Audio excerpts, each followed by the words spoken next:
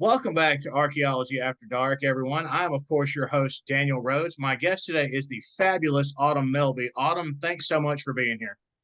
I'm very excited to be joining you, Daniel. It's been a long time in the making. Absolutely. Tell us a little bit about yourself. Yeah, okay. So I am a PhD candidate in my sixth year, good Lord, at the University of Pennsylvania, in Philadelphia.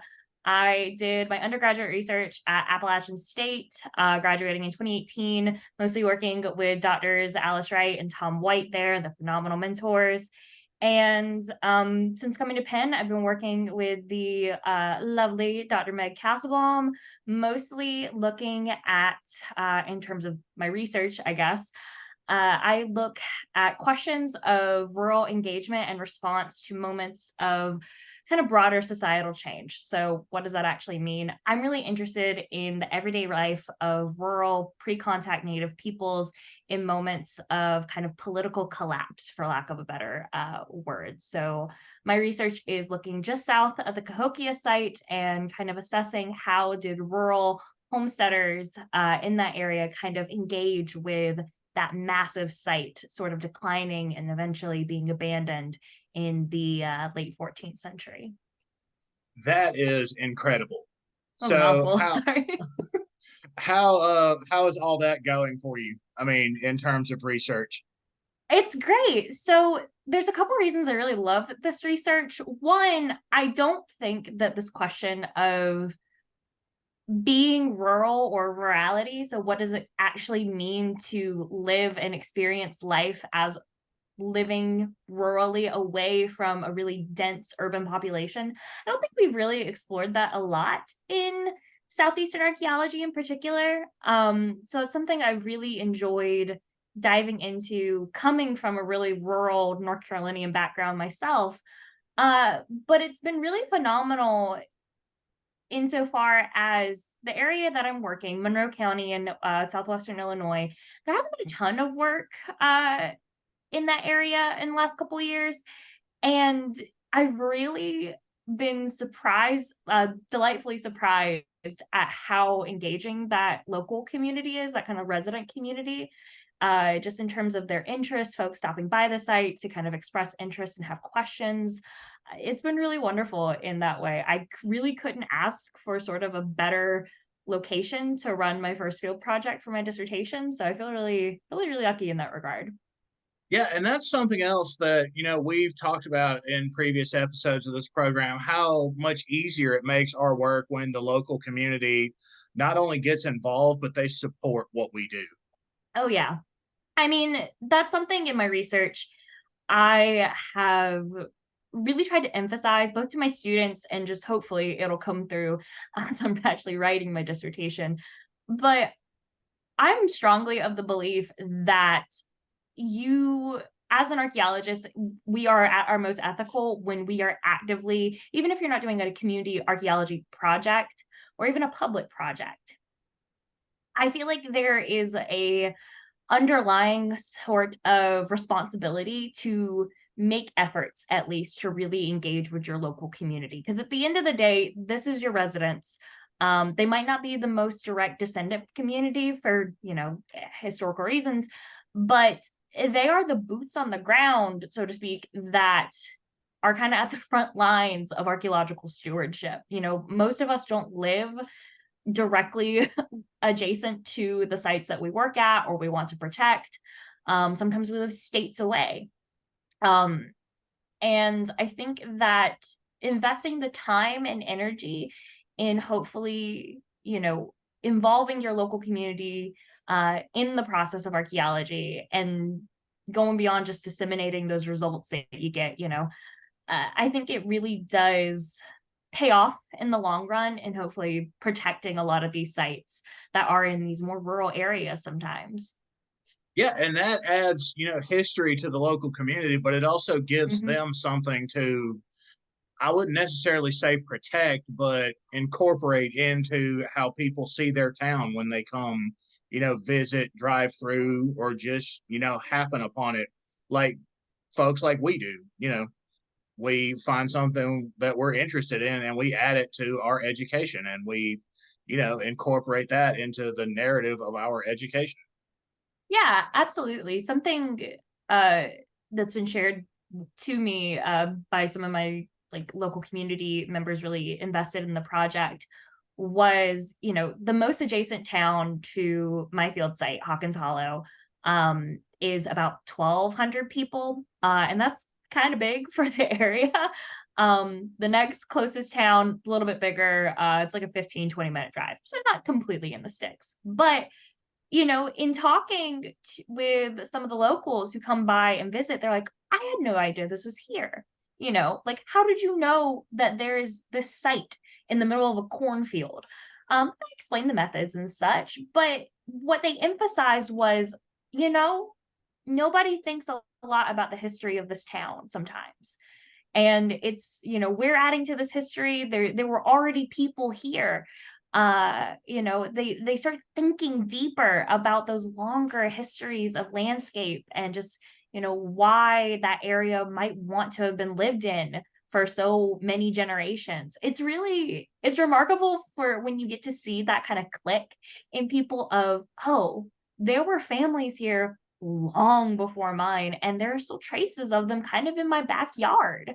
And that means something to a lot of folks, especially when, in my case, I really do try to emphasize sort of those rural connections in terms of, think about how you go about your everyday life. A lot of the folks I engage with in my work are farming communities. Midwest, there's a lot of dang corn.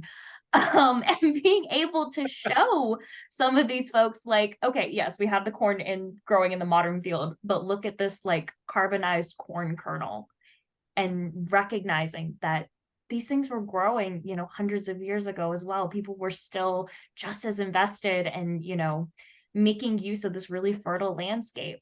And being able to see that connection in rural communities that, archaeology, anthropology, this isn't part of the public education system. This isn't being taught necessarily in any of these schools. Sometimes that's the only access they'll get to some of that deeper history. And I think I don't know, that's one of the favorite parts of my job for me, is being able to hopefully help make some of those connections.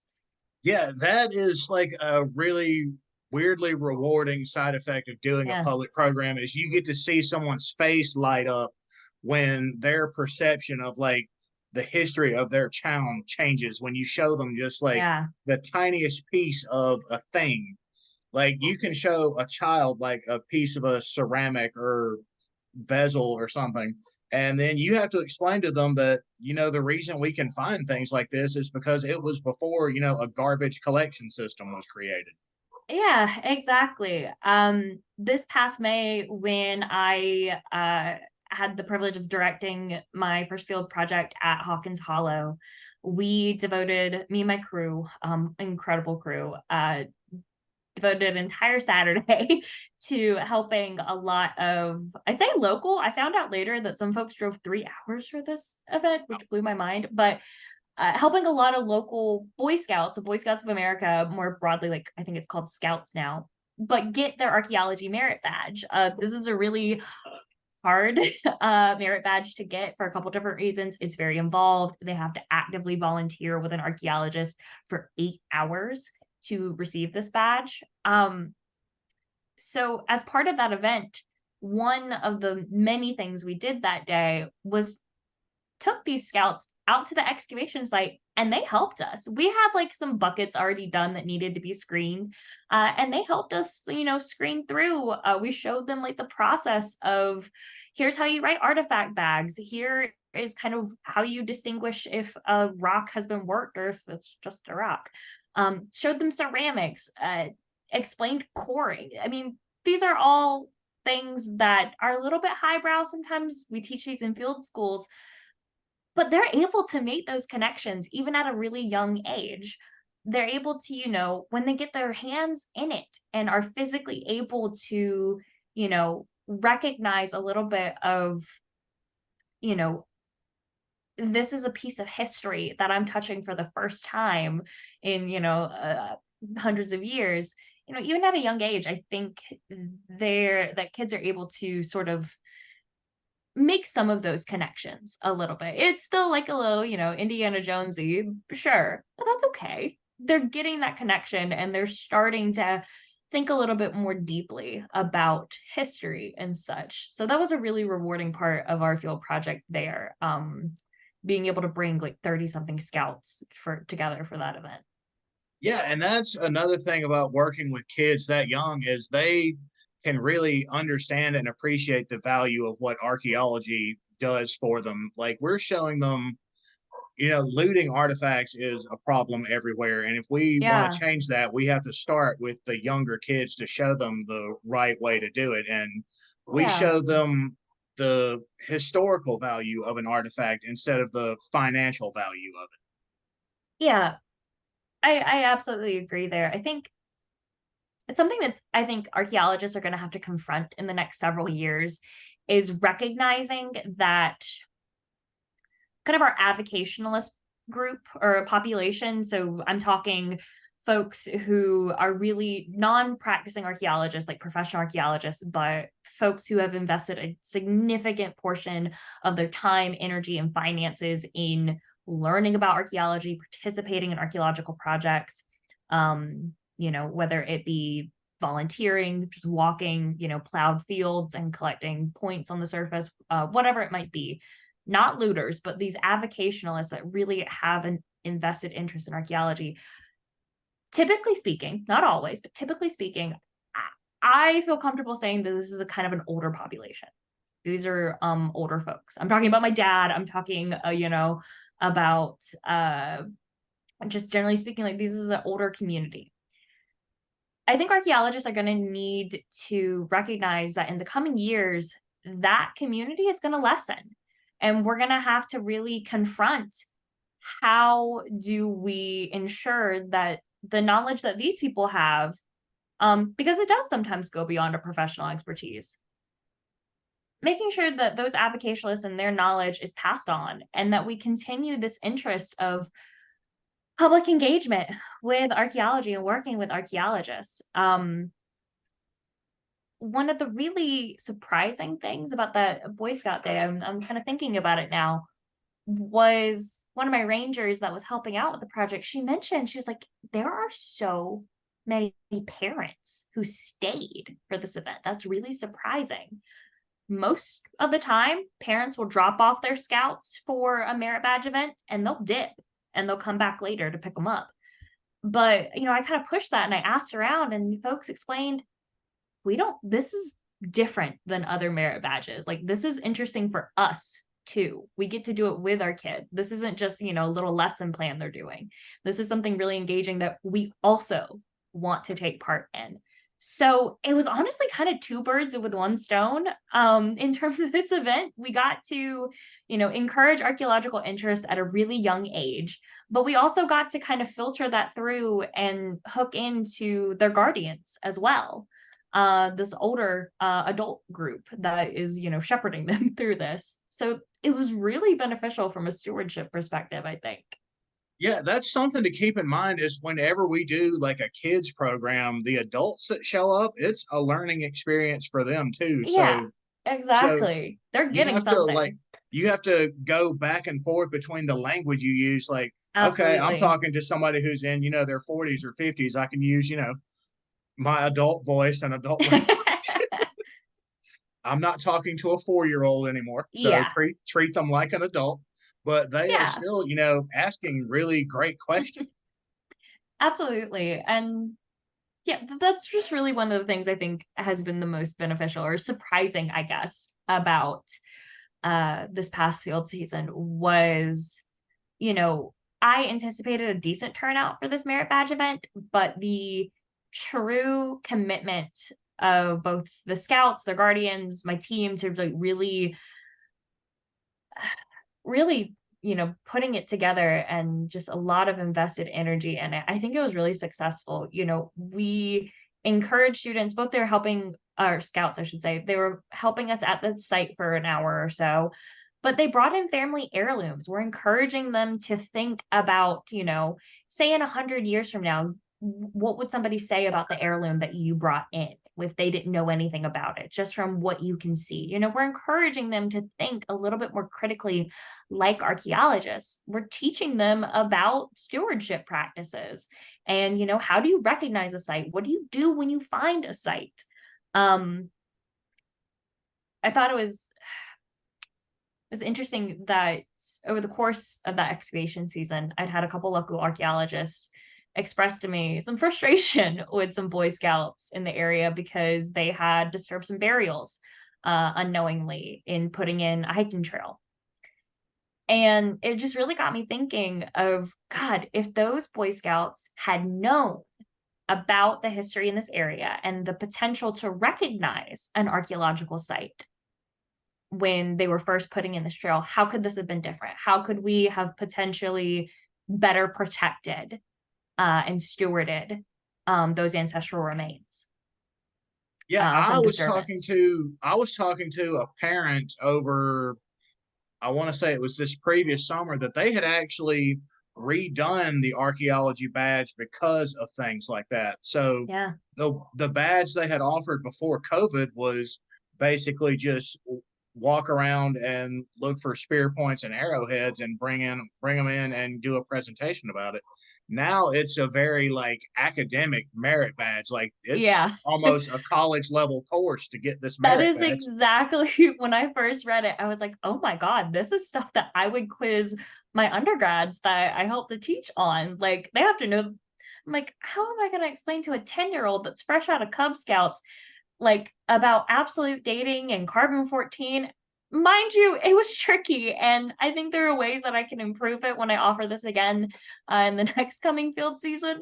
But it's intense. And it really is, I think, hopefully working in a good direction of getting away from some Boy Scout scouting, I should say more broadly, historical tendencies to kind of what's the word I'm looking for? I guess for lack of a better description, kind of fetishize indigeneity and primitiveness.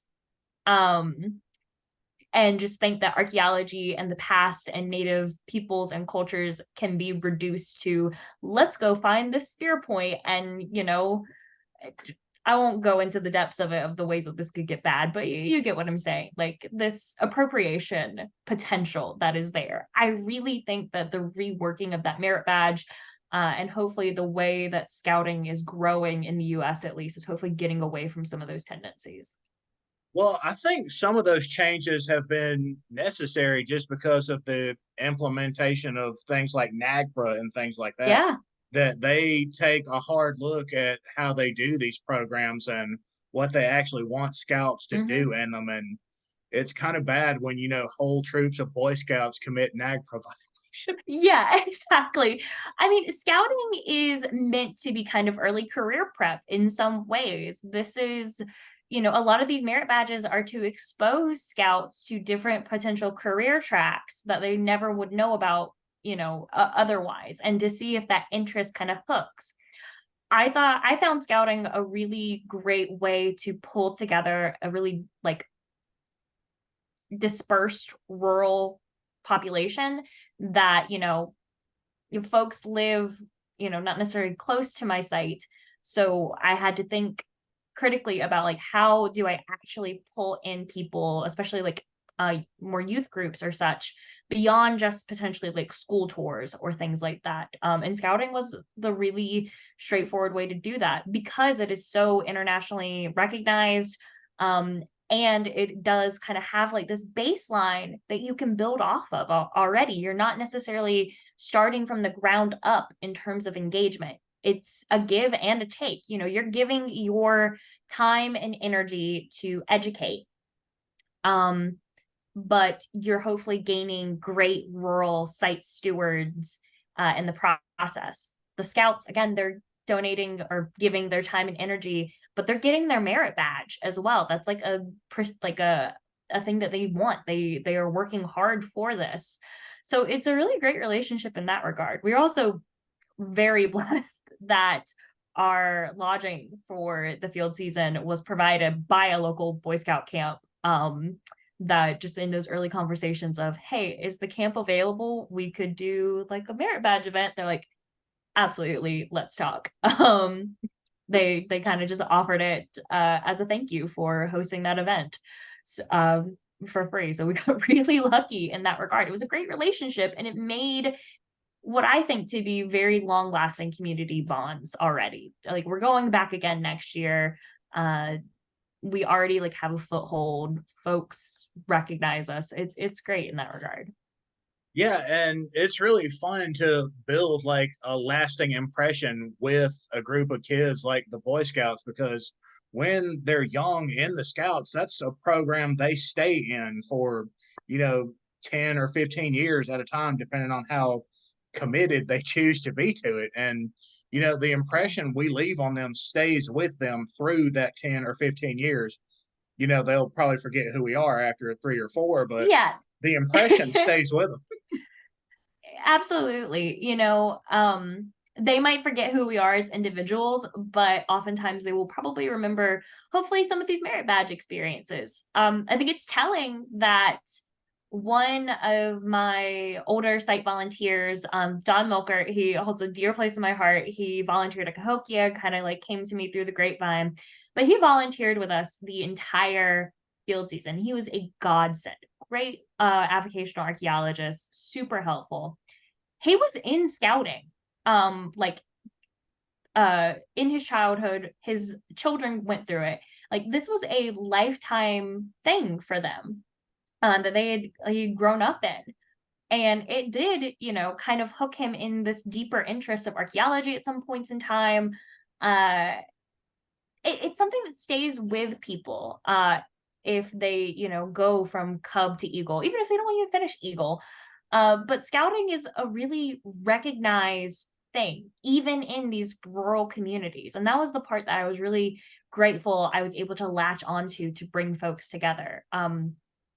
You know, Growing up in rural North Carolina, I lived 30 minutes from the Town Creek site, didn't know about it until college.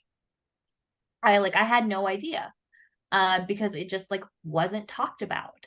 If I had had the opportunity of someone coming into my community being able to like host this big public archaeology event and talk about that local history a little bit more, I don't know, I probably would have gotten into archaeology a lot earlier in my life.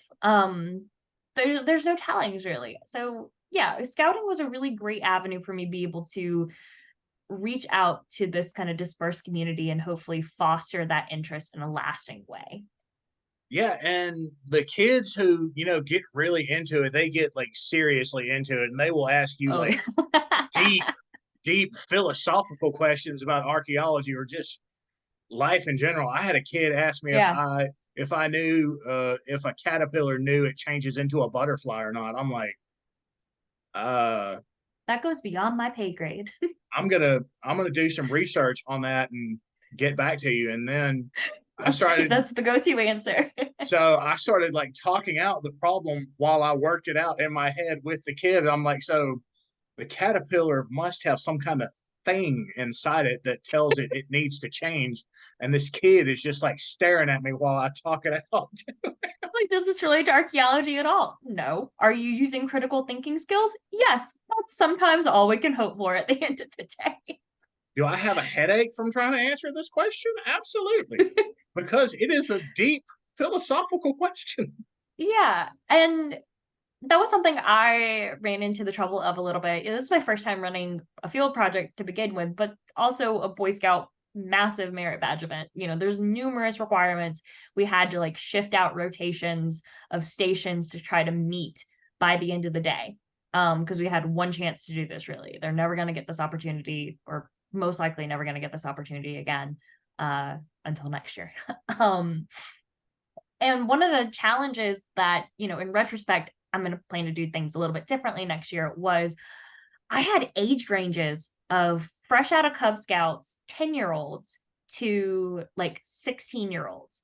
And that grasp of knowledge and the things that they hook onto, widely different. The 10-year-olds, they are really interested in learning how to throw atlatls and about, you know, getting their hands really directly on some of that archaeological material, those artifacts, and helping at the dig site. My older scouts, they wanted to know a lot more and in-depth questions about some of the geophysical survey methods that we were using. You know, these are smart kids. They're learning how to code already, and they have a lot of intense questions about how does this science work? And is this something that if I wanted to just do that kind of work, I could be in archaeology? Like, say I didn't want to dig, say I just wanted to do survey, like ground penetrating, like survey and such. Is that archaeology? And being able to like encourage them in that way of like, please use your little nerdy brain to code and learn how to do geophysics, because we need more geophysical experts in this dang field. Because I'm That was terrible at great it. for me. That was a lot of fun. It goes completely over my head. I am one, I consider myself like one of the world's worst like technologically savvy millennials. When it comes to geophysics, I get it in concept. I know how to read maps, but very thankful for folks much smarter than me helping on that aspect with my project. Yeah, I can do this program, and that is the depth of my technological knowledge that it contains. Yeah, I understand that completely.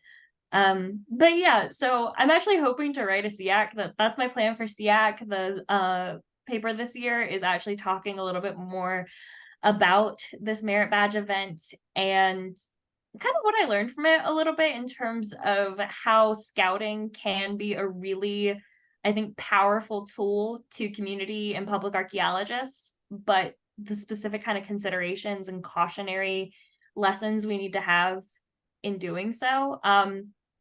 So yeah, that's my hope for SEAC Chattanooga, is what I'm hoping to kind of pull together. We'll see how that comes.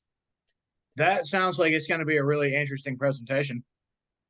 I hope so. Yeah, not exactly sure where it's gonna go yet, but I've got some good ideas. You know, I've mentioned sort of the big ideas here already this evening, but yeah, I think that if nothing else in my dissertation, I mean, the archaeology will be what the archaeology is. I'll write the dissertation and do all the data analysis at some point, but if I get nothing else out of it than being able to really strengthen and teach both my students that I brought into the field, but also these scouts, kind of walk through this sometimes really tricky road of rural public archaeology, um and doing that well, and hopefully like leaving a good lasting impression that these folks are thinking a little bit more clearly or critically, I guess, about the histories of the spaces that they live, about their rural landscapes, and making those connections between past and present, thinking about who used to live here, why don't they live here anymore. I will consider that a job well done. If I can manage that and continue to put archaeology in the hands of rural stakeholders, I will be happy.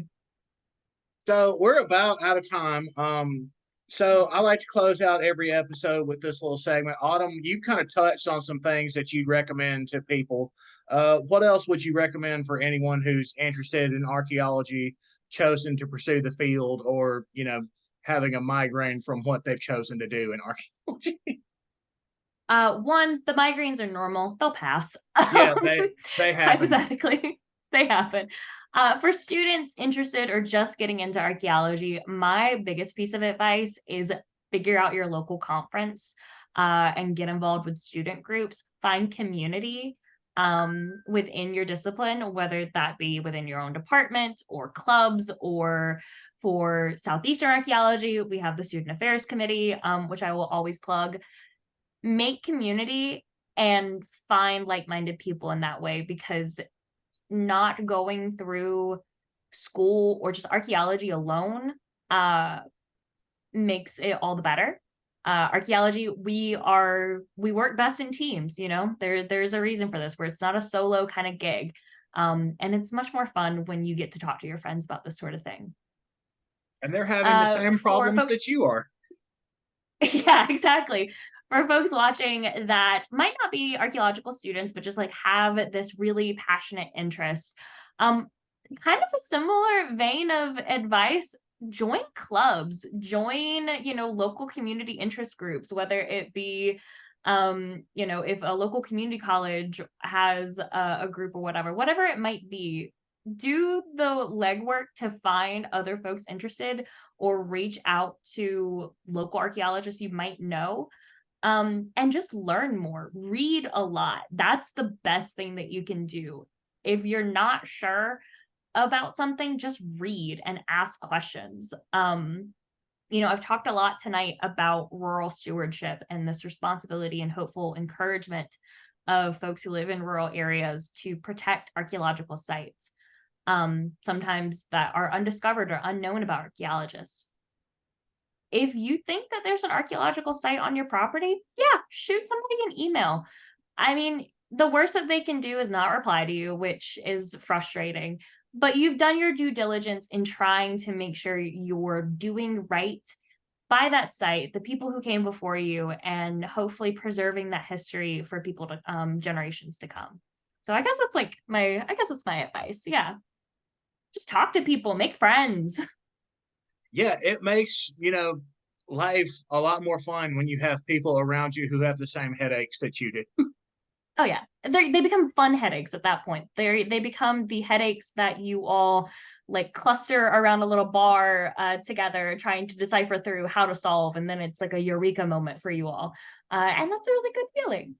Yeah, and it also helps to have like a sounding board for when you have a problem and they don't, and they give you an answer. Absolutely. Absolutely. You're like, am I insane? And usually the answer is you are insane, but also this. But So, also, here's the solution to your but problem. also here's a solution. I'm like, oh, Yeah, why didn't I think about archaeology, this? it's a team effort. None of us get through it alone. And even just interest in archaeology, find community, find people with like-minded interests, and you know, just foster that, because we need more people who aren't professional archaeologists being interested in protecting archaeology. We really desperately need that because, archaeologists, we have a lot of different jobs. We're researchers, we're writers, we are avocationalists, we or advocates, I should Doctors say. on We're doing occasion. yeah, we wear a lot of different hats. We can't always have a direct presence in supervising and monitoring sites that aren't in our direct neighborhoods. So there's a lot of trust there that, hopefully we can encourage in the local stakeholders that we have around where we work and foster those relationships for the better. Well, Autumn, thank you so much for joining me today. This has been a Yeah, lot of fun. absolutely. This has been great, Daniel. Well, everybody, that does it for this episode, and tune in for more.